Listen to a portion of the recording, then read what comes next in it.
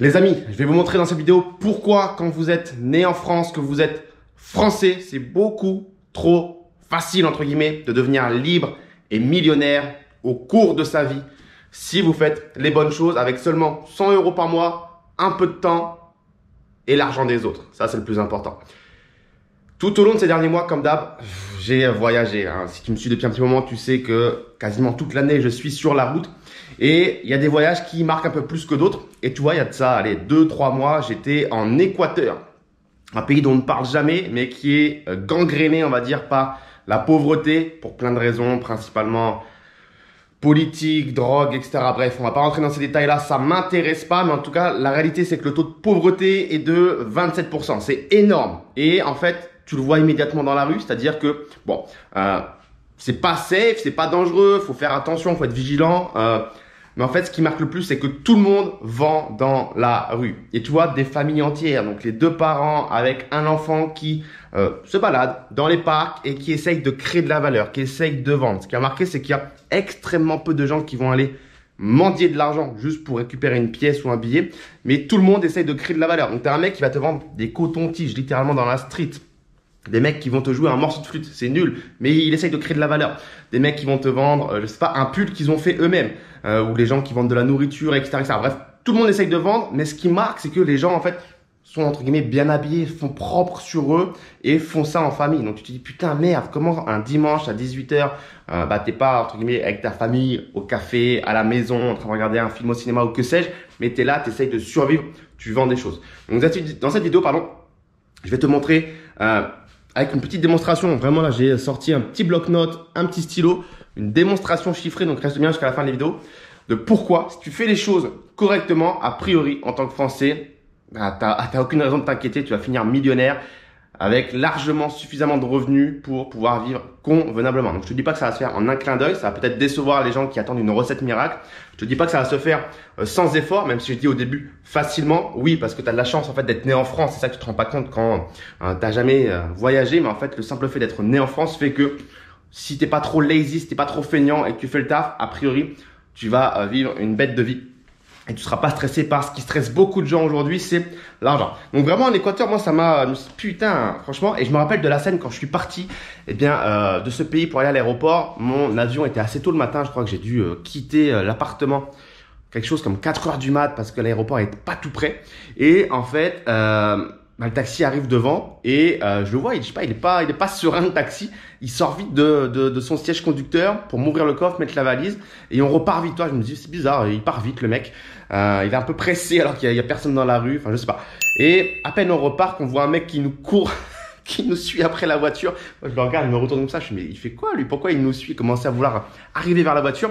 Et en fait, dans tout l'hypercentre de la ville, le chauffeur taxi ne s'arrêtait pas au feu rouge. Il traçait. Et en effet, il y avait des gens un petit peu louches qui traînaient. Probablement des gens sans domicile qui vivaient dans la rue. Mais voilà, il n'y avait pas une atmosphère très safe, on va pas se mentir. Donc voilà, on a de la chance, encore une fois, de ne pas avoir à vivre ce genre d'environnement et d'avoir des ressources quand on est en France. Donc, les amis, n'oubliez pas que vous avez cette chance-là. Également, là, je reviens tout juste de Thaïlande et je faisais une story où en fait, j'avais touché en une journée 1768 $ de dividendes. Donc, toi, investi dans les actions à dividendes qui m'ont versé des dividendes et en une seule journée, je touchais 1700, presque 1800 $ de dividendes. Et je disais, putain, mais c'est ouf, ça représente 3,5 salaires thaïlandais en moyenne. Et voilà, la Thaïlande, on en parle beaucoup, tout le monde va dépenser son argent là-bas, s'amuser, faire la fête, etc. Mais faut pas oublier que t'as énormément de locaux thaïlandais qui souffrent, qui galèrent. Toi, tu les vois, les mecs qui travaillent sur des chantiers en plein Kenya ou dans les champs, l'agriculture, etc. C'est très très dur. Et également toutes ces gamines qui se prostituent pour 2000 bahts, ça fait 50 $. Donc, me demande pas pourquoi je connais les prix, mais c'est une réalité. Pour 50 $, elles enchaînent et elles se font souiller par la terre entière. Toi, c'est une réalité et c'est triste. Vous n'avez pas à faire ça quand vous êtes né en France, toi. Encore une fois, il faut s'en rappeler. Donc, des voyages comme ça, je pourrais t'en citer plein. En réalité, là, on est ici au Vietnam, je te l'ai pas dit. D'ailleurs, on a une très très belle vue. Pareil, ici, avant la vidéo, j'ai regardé par curiosité, 200 à 400 $ le salaire moyen. Donc, toi, c'est ridicule. Ici, on est dans une chambre, donc, qui est plutôt une suite, comme tu peux le voir, qui est vendue, je crois, 240 $ la nuit. Donc, toi, pour les gens de la réception, par exemple, ou la femme de ménage, elle doit se dire, c'est qui cet enculé? Tu vois, c'est qui cet enculé? Ici, en plus, on est en province. C'est-à-dire qu'on n'est pas du tout à la capitale. On est à la frontière chinoise entre le Vietnam et la Chine, dans une petite ville qui s'appelle Lang Son. Je crois 200 000 habitants grand max, c'est tout petit, tu vois, c'est un peu dans les montagnes, etc. Donc, la femme de ménage, la réceptionniste, etc. doivent se dire, mais c'est qui cet enculé qui vient là, qui reste 3 jours? D'autant plus qu'ici, le salaire doit être beaucoup plus faible qu'à la capitale, donc plutôt proche des 100, 150, 200 dollars peut-être. Et en une nuit, ici, bah, j'ai fumé leur salaire, toi. Donc, what the fuck. Bref, je te propose qu'on arrive à la démonstration chiffrée, puisque je pense que c'est ce qui t'intéresse le plus. Encore une fois, n'oubliez pas que les dés sont pipés. On n'a pas tous la même chance à la naissance. Vous êtes français, vous êtes né en France, vous avez une chance formidable et c'est trop facile. C'est trop facile de devenir libre. Les dés sont pipés, vous avez un avantage injuste. Vous avez un cheat code dans ce jeu. Et on va prendre un exemple. Alors j'espère que vous allez bien voir ici sur la feuille. Je vais essayer de zoomer au maximum. Mais voilà, par exemple, on va coupler immobilier et bourse. Encore une fois, ce sont les deux actifs qui ont prouvé dans le passé que ça marchait, ça a délivré de la performance. L'immobilier, on l'adore en France, donc autant l'utiliser. Et c'est là où on va utiliser l'argent des autres. Je vous ai dit 100 € par mois, l'argent des autres et un peu de patience. C'est pour ça que on va prendre un scénario très simple. Alors beaucoup de gens vont me dire, ouais, ton scénario il est pipé, t'as pas pris en compte la fiscalité, t'as pas pris en compte ci, t'as pas pris en compte ça. C'est l'idée générale qu'il faut retenir, ok? Donc, supposons qu'à, allez, 30 ans, j'espère vraiment que vous voyez bien. À 30 ans, vous faites le taf. On va dire que vous commencez à gagner un petit peu d'argent, vos premiers salaires et vous vous dites, boum, je commence à investir dans l'immobilier. En réalité, il y en a beaucoup qui le font avant, à 18 ans, à 20 ans, à 22 ans. Et vous, déjà, vous prenez un avantage énorme. Donc ça, bien joué. Donc c'est là où, en fait, on a l'avantage, enfin l'argent des autres, pardon. C'est qu'on va dire, on va faire de l'immobilier et on va emprunter 500K euros. Donc 500 000 €, ok? L'idée ici, c'est de se dire que voilà, on place dans l'immobilier avec l'argent des autres. Supposons que vous revendez donc 20 ans plus tard, vous avez souscrit à des crédits pendant 20 ans, sur une durée de 20 ans, et donc 20 ans plus tard, vous revendez vos biens immobiliers. Et ce que vous avez investi pour 500 000 €, donc 500 000 €, encore une fois, c'est globalement atteignable à un salaire moyen français pour pouvoir lever 500 000 € auprès d'une banque. A priori, c'est pas déconnant. Et supposons que 20 ans plus tard, vous revendez cet immobilier, allez, on va dire pour 1 million, ok? J'espère vraiment que vous voyez bien. Tac, 1 million, ok? Donc, à 50 ans, alors là, les gens vont me dire, ouais, mais c'est tard, 50 ans, etc. Encore une fois, il y a ceux qui vont commencer plus tôt, ceux qui vont commencer plus tard, ceux qui vont accélérer plus vite, un peu moins vite, etc. C'est encore une fois un exemple.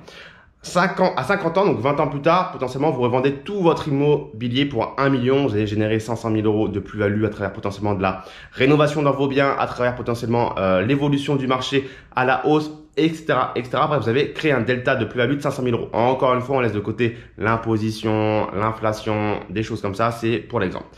Supposons qu'également, à 30 ans, en même temps que vous fassiez de l'immobilier, vous vous êtes dit, allez, je vais investir 100 € par mois dans des actions à dividendes en bourse. Donc 100 €, on parle de 100 €, littéralement encore une fois, atteignable à toutes les bourses a priori. Tout le monde dépense 100 € par mois dans les conneries, donc si on veut récupérer 100 € a priori, on peut le faire assez facilement. Donc si on fait 100 € fois 12 mois, tous les mois sans exception pendant 20 ans, on arrive sur un montant de tac. Oh là là, ce bloc-notes est vraiment pas terrible. 100 fois 12 fois 20, on arrive à... Voilà, c'était facile, mais 24 000 €, ok? Si vous les placez pendant ces 20 ans, parce que le but, c'est pas simplement de laisser 100 € de côté pendant 20 ans et d'avoir 24 000 à la fin. Non, le but, c'est de les placer en bourse. Donc, si on prend le taux de performance moyen de la bourse, allez, je vais mettre les conservateurs, j'ai pris 8%, alors qu'en réalité, c'est plus 9-10% sur les 200 dernières années. J'ai pris 8% pour l'exemple. On arrive sur un montant, eh bien, de 57 000 €. Donc, vous allez transformer vos 24K en 57. Voilà, cette idée de bloc-notes, c'était vraiment pas terrible. J'espère que vous me suivez à l'oral en tout cas. Ok, donc ces 57 000, ils sont là. Vous les avez placés pendant 20 ans. Donc on se dit, bon, on est passé de 24 000 à 57 000. C'est pas forcément transcendant, mais ils sont là. Rappelez-vous qu'on a vendu également au bout de 20 ans, eh bien, vos biens immobiliers. Donc vous avez récupéré 1 million, plus ou moins, encore une fois. Et si on rajoute à ces 57 000 qui ont été générés via la bourse, vous avez donc à 50 ans 1 57 000 euros, ok? Donc à partir de ce moment-là, en fait, le jeu il est déjà terminé. C'est-à-dire que, alors oui, ça a pris du temps, oui, il a fallu faire de l'immobilier, investir, prendre des risques, rénover, lever des fonds, etc., etc. Oui, il a fallu faire un virement tous les mois de 100 euros sur un compte en bourse, etc., etc. Mais vous avez, en fait, au bout de 20 ans, 1 57 000 euros. Et donc, si on prend une rentabilité sur dividende, je sais pas, de 4,5%, ce qui est tout à fait correct et pas du tout déconnant, voire même potentiellement très conservateur encore, puisque bah, sur 20 ans, vous avez eu le temps de construire ce qu'on appelle une rentabilité sur prix de revient. On va pas développer ça ici, mais a priori, si les dividendes ont augmenté et vous avez verrouillé un cours de bourse au moment de votre achat qui est inférieur à celui d'aujourd'hui, j'espère que vous me suivez bien, eh bien votre rentabilité est plus élevée que 4,5%, donc c'est conservateur. Eh bien 1 57 000 euros x 4,5% de rentabilité, ça vous fait déjà 47 500 euros par an de dividendes, soit 4 000 euros par mois. Donc là, il y a encore des gens qui vont me dire, ouais, mais t'as pas compté la PFU, ouais, mais dans 20 ans, 4 000 euros par mois, on fera plus rien avec, etc., etc. Bref. Si vous rajoutez 10 ans sans rien faire de ce 1 57 000 euros, donc de 50 ans à 60 ans, sans même ajouter le moindre centime, ça se transforme en 2,3 millions. Donc tu vois, c'est 10 ans entre tes 50 ans où ça valait 1 57 000 euros et les 60 ans, sans rien rajouter, ça se transforme en 2,3 millions d'euros. Donc ça a créé 1,3 million d'euros de performance. Donc c'est énorme. Qu'est-ce que je veux te transmettre par là? Là, je pense qu'il y a beaucoup de gens qui sont en train de se dire, waouh, c'est trop dur, c'est compliqué. Encore une fois, on ne devient pas millionnaire, libre, indépendant financièrement, sans travailler. Ça, c'est un mythe. Ce que je veux te transmettre, c'est que bah, là, tu as utilisé l'argent des autres. Donc, l'argent de la banque pour lever des fonds, puis l'argent des locataires pour rembourser. Tu as créé un cash flow positif. Tu as mis que 100 euros par mois, ce que tout le monde peut littéralement faire. Tout le monde va en boîte, claquer de l'argent bêtement, va dans des restaurants. Tout le monde ne fume pas, mais il y a des gens qui fument, il y a des gens qui boivent, il y a des gens qui...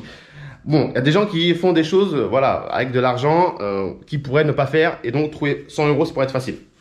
Ce que je veux te transmettre par là, c'est que si tu fais l'effort et que tu commences le plus tôt possible, et je sais que parmi vous, il y a beaucoup de gens qui ont entre 16 et 30 ans, bah, littéralement, c'est facile. C'est-à-dire que là, je suis pas en train de vous dire de devenir millionnaire à 25 ans, d'aller cramer du blé à Dubaï, dans des Lambeaux, dans des boîtes de nuit à Mykonos, ou que sais-je. Non, je te vends pas cette facette de YouTube où on veut te faire rêver sur un gros lifestyle le plus tôt possible, le plus jeune possible.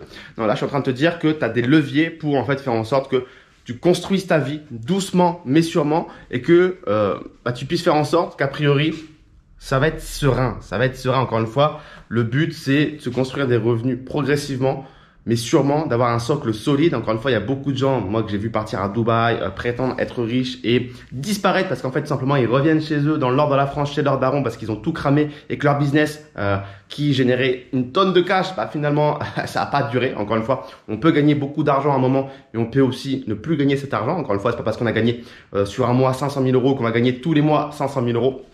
Donc, il faut faire attention à ça. Et donc, en tout cas, voilà ce que je voulais te partager dans cette vidéo, cette approche vraiment, encore une fois, bon père de famille, où à travers deux actifs qui ont fait leur preuve, l'immobilier et la bourse, tu peux faire en sorte que, en étant patient et en faisant le taf et sans prendre beaucoup de risques, encore une fois, les actions à dividendes et l'immobilier, tu sais tout comme moi que bon, il n'y a pas de risque, hein, l'immobilier c'est là, ça bougera pas. Encore une fois, la Terre, bon bah, c'est limité, on peut pas recréer de l'espace sur notre planète et on est de plus en plus sur cette planète. Et les actions à dividendes, bah, c'est des entreprises que tu consommes tous les jours, que ce soit je sais pas du McDo, du Coca, du Apple, du Starbucks.